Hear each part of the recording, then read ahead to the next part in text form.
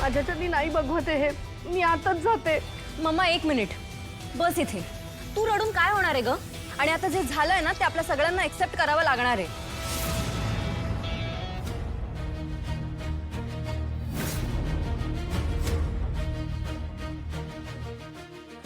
काय तारिणी?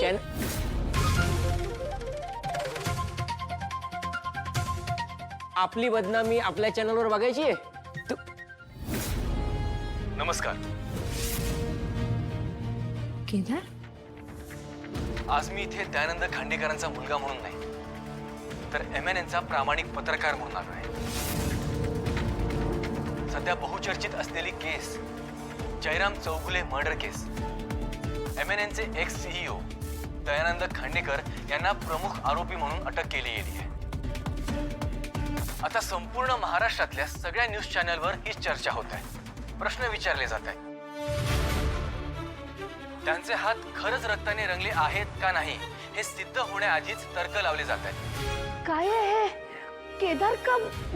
काकू शांत व्हा. स्वतःला एक्सपर्ट म्हणणाऱ्या लोकांची मतं घेऊन तेच सत्य असल्यासारखं चॅनल्सवर प्रदर्शित केलं जात आहे. आणि असं करून महाराष्ट्राची दिशाभूल करण्यात येते.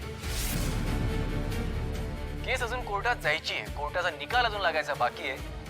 पण काही लोकांनी आपल्या सोयीनुसार अर्धवट माहिती असताना काहीतरी अंदाज बांधून दयानंद खांडेकरांना दोषी जाहीर करून मोकळे झाले.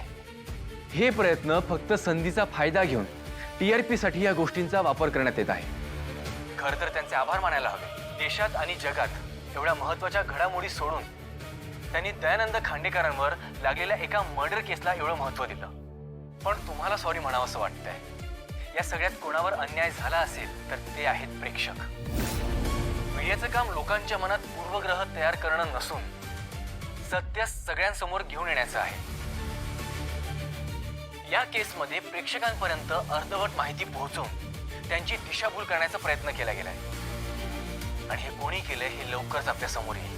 हा काय करतोय ते हेड बेट इंटरव्ह्यू पर्यंत ठीक होता, आता डायरेक्ट न्यूज यायला लागलाय आणि नाका तोंडापर्यंत यायला लागला. तर हा बुडवणार आहे आपल्याला. याच्यामुळे आपली वाट लागणार आहे. दरवेळेला आपल्याला जे दिसत असतं तेच सत्य असतं असं नाहीये.